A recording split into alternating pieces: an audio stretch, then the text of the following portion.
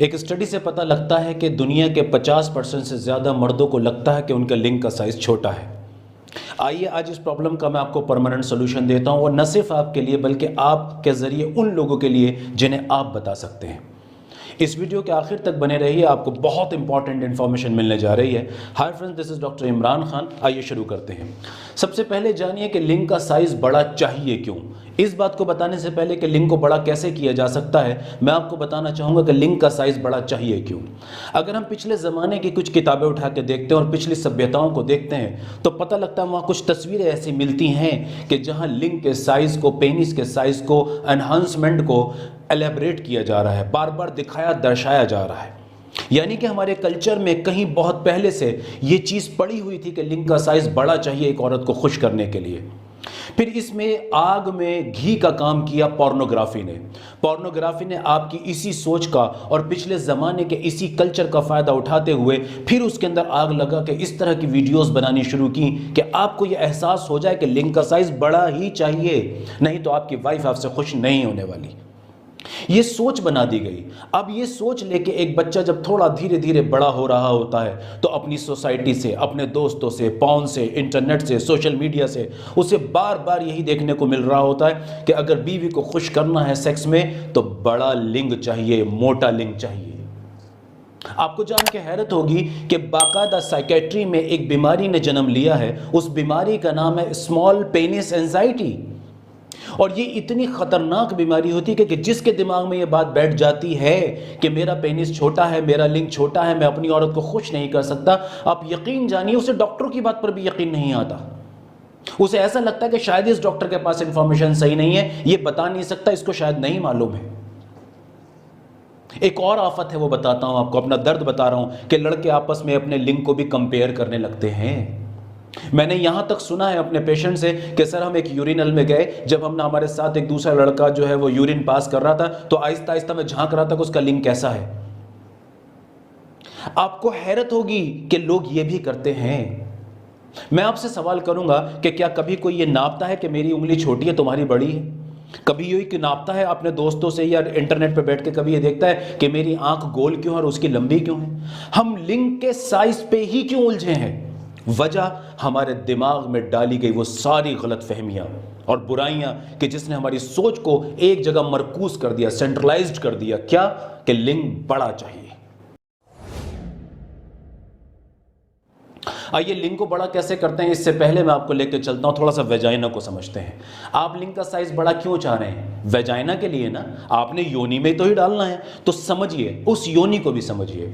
योनि basically, vagina जो है एक ट्यूबुलर स्ट्रक्चर है, यानी कि औरत के जिस्म का एक ऐसा हिस्सा जो थोड़ा सा स्ट्रेच भी हो सकता है।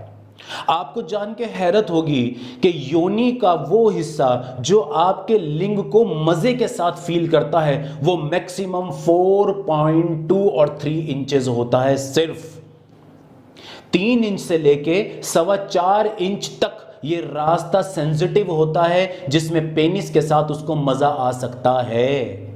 3 इंच से लेके तकरीबन 4.25। इसके बाद जो पेनिस आगे जाता है वो मजा नहीं देता, पेन देता है। अब मेरा आपसे सवाल है, अपने दिल से जवाब मांगिए, अपने दिल से खुद जवाब मांगिए कि क्या आप अपने पार्टनर को पेन देना चाहते हैं या मजा देना चाहते हैं? तो सरकार, अगर आप मजा देना चाहते हैं तो फिर तो 3 इंच से लेकर 4.25 इंच तक अगर आपका पेनिस कहीं भी है, पूरा खड़ा होने के बाद, पूरा इरेक्ट होने के बाद, तो ये तो आपके पास गॉड गिफ्ट है कि आप अपने पार्टनर को खुश कर सकते हैं। हाँ, अगर आप उसे पेन देना चाहते हैं, दर्द देना चाहते हैं, अपने आप से नफरत कराना चाहते हैं, तो चलिए बड़े पेनिस की सफर की तरफ चलते हैं। वेजाइना को समझ लिया, एक एग्जांपल देके भी समझा सकता हूं यहां पे।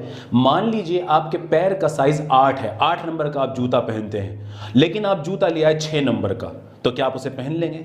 चलिए मान लिया कि आपने उसको जबरदस्ती पहन भी लिया, तो क्या चल लेंगे? चलिए मान लिया कि आप चल भी लेंगे, तो क्या आप इंजरी, चोट और दर्द से बच जाएंगे? नहीं।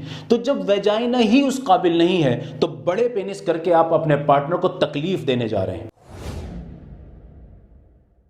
आइए अब मैं लेके चलता हूं आपको कि बड़ा पेनिस करने की कौन सी टेक्निक्स मौजूद है। पूरी दुनिया भर में इस वक्त करंटली तकरीबन 10 टेक्निक यूज की जा रही हैं। इन्हें मैं 3 कैटेगरी में तोड़ता हूं। पहली कैटेगरी है ऑपरेशंस। ऑपरेशंस, ऑपरेशन नुमा जैसी चीजें, ऑपरेशन जैसी चीजें, या तो पूरा ऑपरेशन, सर्जरीज जिन्हें बोलते हैं, या सर्जरी से मिलती जुलती चीजें। दूसरी कैटेगरी है कुछ डिवाइसेस, कुछ इंस्ट्रूमेंट्स, और तीसरी कैटेगरी है स्ट्रेचिंग एक्सरसाइजेस। ये तीन कैटेगरीज में मैं इसको डिफाइन करता हूं, बल्कि तोड़ता हूं। पहली कैटेगरी के बारे में बताता हूं। अगर आप अपने लिंग को बड़ा करना चाहते हैं, ये भी याद रख के चलिए, इससे पहले मैं आपको बताऊं कि ये सर्जरीज वाली टेक्निक जो यूज की जाती हैं, या डिवाइसेस वाली जो टेक्निक यूज की जाती हैं, ये उन पेनिस पे की यूज की जाती हैं जो खड़े होने के बाद 3 इंच से कम होते हैं। इस लाइन को जरा ध्यान में रखिएगा बार बार। साइंस ने जो टेक्निक्स निकाली हैं, ये टेक्निक उन पेनिस के लिए निकाली हैं जो पूरे इरेक्शन के बाद 3 इंच से छोटे होते हैं। 3 इंच तक या 3 इंच से ऊपर जिनके भी लिंग हैं, उन पे ये टेक्निक यूज नहीं की जाती। वजह उसकी क्या है कि इन टेक्निक्स के कुछ खतरनाक साइड इफेक्ट्स हो सकते हैं। आपका पेनिस परमानेंट भी डैमेज हो सकता है, आपको हमेशा के लिए इरेक्टाइल डिस्फंक्शन भी हो सकता है। इसलिए डॉक्टर्स और सर्जन दुनिया भर में, अमेरिका से लेकर यहां तक, कोशिश नहीं करते कि जो पेनिस साइज एवरेज है, नॉर्मल है, उसमें चाहे आदमी जबरदस्ती टेंशन ले रहा हो तो उसकी टेंशन का इलाज करो, पेनिस को बड़ा मत करो, क्योंकि वो परमानेंट भी खराब हो सकता है। तो पहली कैटेगरी है सर्जरीज और ऑपरेशन। मैंने जो बताया, इसके अंदर क्या क्या किया जाता है। इसके अंदर सबसे पहली जो सर्जरी बहुत कॉमन है वो ये की जाती है कि आपके पेनिस के पीछे की तरफ एक लिगामेंट होता है, उस लिगामेंट को काट दिया जाता है। वो आपके पेनिस को ऐसे पकड़ता है पीछे से, रूट पे से, इसे काट दिया जाता है, काट के से ढीला कर दिया जाता है, आपका लिंग आगे की तरफ लटक जाता है। यानी कि देखने में बड़ा होगा सिर्फ ये। और दूसरा नुकसान इससे क्या होगा कि जब आपके इरेक्शन आएगा तो ये इरेक्शन कभी भी सीधा नहीं होगा, ये हमेशा ढीला होगा, इस तरह लटका हुआ होगा। तो इसका ये बड़ा नुकसान है, पर देखने में कुछ बड़ा हो जाएगा। इसी तरह कुछ फिलर्स इंजेक्शंस होते हैं, आपकी बॉडी से फैट को निकाला जाता है और आपके लिंग की स्किन के ऊपर डाल दिया जाता है। इससे लिंग देखने में थोड़ा मोटा और बड़ा दिखता है, लेकिन इसमें फिर वही कि परमानेंट नुकसान हो सकता है। इसी तरह से कुछ ग्राफ्ट्स होते हैं। ग्राफ्ट्स, जैसे ग्राफ्ट आपने देखा होगा ना, कि हम कहते हैं अगर किसी का हाथ जल जाता है तो उसी की बॉडी से स्किन को लेके उस जले हुए हिस्से पे लगा देते हैं, जो प्लास्टिक सर्जरी के थ्रू किया जाता है। तो इससे ये स्किन नेचुरल और नॉर्मल दिखने लगती है। इसी तरह से आपकी बॉडी का हिस्सा लेके या कुछ आर्टिफिशियल सिलिकॉन के परत लेकर, स्किन लेकर, वो आपकी पेनिस के लिंग की चमड़ी के अंदर लपेट दिया जाता है, जो देखने में आपका लिंग टेम्परेरी बड़ा और मोटा दिखता है। लेकिन यहां भी वही प्रॉब्लम है कि परमानेंट भी नुकसान हो सकता है। तो ये तो कुछ तरह की सर्जरीज हैं। इसी तरह से कुछ डिवाइसेस, वो डिवाइसेस में क्या है, वैक्यूम डिवाइसेस और स्ट्रेचिंग, कुछ जैसे एंड्रोमेन टाइप की कुछ डिवाइसेस होती हैं जो क्या करती हैं बेसिकली। सबसे पहले मैं आपको बताता हूं vacuum pump. Vacuum pump basically, जैसा नाम से आपको पता लग रहा है कि आप अपने लिंग के ऊपर एक कप चढ़ाते हैं, एक कवर चढ़ा लिया जाता है और इसके अंदर एक तरह का वैक्यूम और एयर प्रेशर क्रिएट किया जाता है, जो आपके लिंग को आगे की तरफ खींच के ब्लड सप्लाई को खोलता है, जिससे लिंग में इरेक्शन आ जाता है। ये बेसिकली डिवाइस बनाई तो गई थी लिंग में इरेक्शन डालने के लिए, लेकिन कुछ रिसर्चेस, छोटी छोटी स्टडीज, जो बहुत पावरफुल स्टडीज नहीं है, लेकिन कुछ स्टडीज ये कहती हैं कि ये 1-आधा सेंटीमीटर साइज आपका बढ़ा भी देता है। लेकिन अब मैं आपसे सवाल करता हूं, आधा या 1 सेंटीमीटर अगर साइज बढ़ भी गया तो उससे क्या फायदा होगा। दूसरी इसके अंदर जो टेक्निक यूज की जाती है डिवाइस की शक्ल में, वो स्ट्रेचिंग डिवाइस है। ये स्ट्रेचिंग डिवाइस क्या होती है कि आप अपने लिंग के ऊपर उस डिवाइस को पहन लेते हैं। वो डिवाइस कुछ इस तरह से शेप में होती है, वो यूं आप पहन लेते हैं और फिर उसको स्ट्रेच करके खोल के लॉक कर लेते हैं आगे से, और आपका पेनिस खिंचा रहता है ऐसे बहुत। जैसे आप अपनी फिंगर को, अगर उंगली को आगे खींचेंगे तो ये कुछ आपको लंबी दिखेगी। आप देखिए इसे ध्यान से, अगर मैं अपनी फिंगर को आगे खींच रहा हूं तो ये कुछ खिंची दिख रही है, लंबी। इस डिवाइस को आपको 8-8, 9-9 घंटे तक लगातार पहनना पड़ेगा, कई महीने लगातार, दिन में 9-9 घंटे तक आपको इसको लगाना पड़ेगा। और उसके बाद कहीं जाके कई महीनों के बाद आपके लिंग का साइज 1, 1.5 या 2 सेंटीमीटर तक बढ़ेगा सिर्फ। और नुकसान बहुत सारे हो सकते हैं। आपके लिंग की नसें खराब हो सकती हैं, अंदर से जो आपकी ब्लड सप्लाई है वो कमज़ोर पड़ सकती है, इसके अंदर से कई तरह की और ब्रूजिंग और किसी तरह का टिश्यू टीयर भी मुमकिन है, जो परमानेंट नुकसान पहुंचा सकता है। तीसरी कैटेगरी है एक्सरसाइजेस। Stretching exercises. इसके अंदर दो एक्सरसाइजेस मशहूर हुई हैं, एक जेल्किंग एक्सरसाइज है, जेल्किंग एक्सरसाइज, और एक नॉर्मल स्ट्रेचिंग एक्सरसाइज के नाम से ही मशहूर है, पेनाइल स्ट्रेचिंग एक्सरसाइज, और एक जेल्किंग के नाम से। जेल्किंग जो ओरिजिनेट हुई थी वो कहीं अरब के कॉन्टिनेंट्स में हुई थी।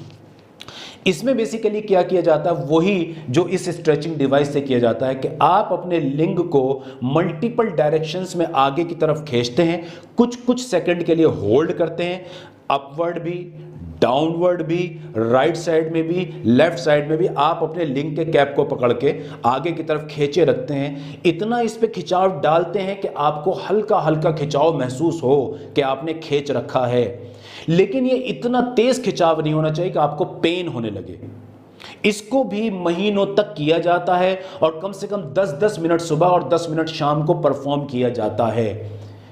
इस टेक्निक से भी ये देखा गया कि अगर महीनों तक ये लगातार किया जाए तो कुछ सेंटीमीटर, 1, 1.5, 2, 2.5 इतने सेंटीमीटर तक कुछ साइज बढ़ जाता है, लेकिन महीनों तक करने के बाद, लगातार करने के बाद। और इसके साथ भी वही खतरे मौजूद हैं कि आप परमानेंट भी नुकसान उठा सकते हैं, परमानेंट भी इरेक्टाइल डिस्फंक्शन हो सकता है, परमानेंट भी आपकी नसें खराब हो सकती हैं। तो अगर मैं समराइज करूं तो पता ये लगा कि कोई भी टेक्निक आपके लिंग के साइज को बढ़ाने की ऐसी नहीं है जो खतरे से खाली हो। वजह, क्योंकि पेनिस के साइज को बढ़ाने की जरूरत ही नहीं है। हाँ, किसी इंसान के पेनिस का साइज अगरचे 3 इंच से कम है तो हम इस आदमी को रिकमेंड कर सकते हैं हार्मोनल थेरेपीज भी, सर्जिकल भी, थेरेपीज भी, और इसी तरह की कुछ और टेक्निक्स भी।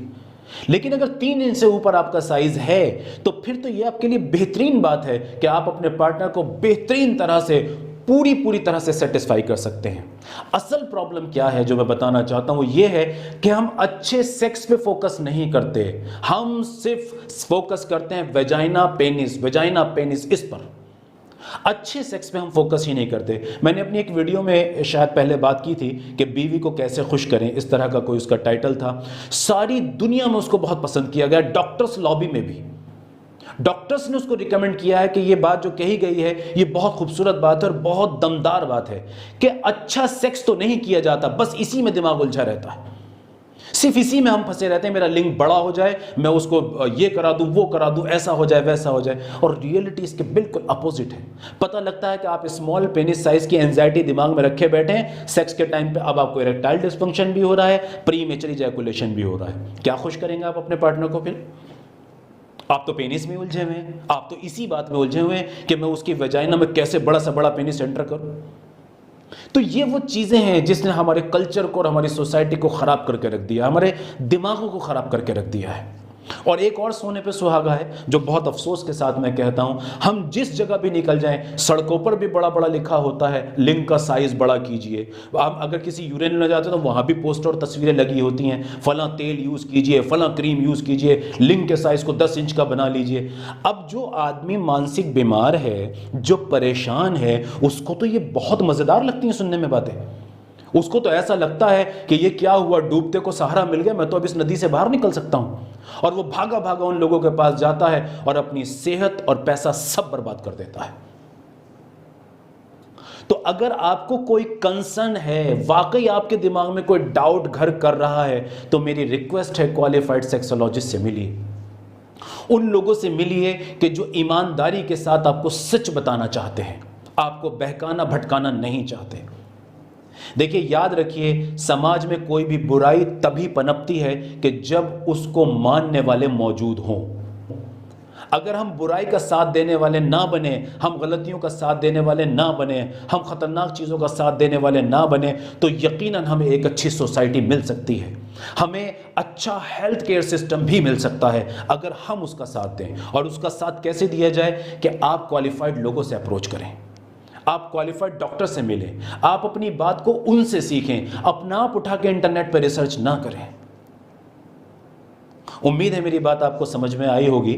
मैंने ये वीडियो को थोड़ा सा समराइज़ करके बयान करने की कोशिश की है और यकीन जानिए कि दुनिया भर की सारी इन्फॉर्मेशन इन चंद मिनटों में मैंने आपके सामने रखने की कोशिश की है। अगर और कोई डिटेल चीज़ आपको चाहिए और आप जानना चाहते हैं और डिटेल में, लेकिन वो बात रियल होनी चाहिए, पहले मेरी इस वीडियो को समझ लिया जाए, क्योंकि टाइम आपका भी बहुत कीमती है और मेरा भी बहुत कीमती है। तो आप समझिए इस बात को कि अगर आप कुछ और बेटर जानना चाहते हैं और डिटेल में जानना चाहते हैं तो कमेंट्स में जाके मालूम कर सकते हैं और मुझे भी बता सकते हैं कि आप और क्या जानना चाहते हैं। उम्मीद है बात समझ में आई होगी। Thank you very much.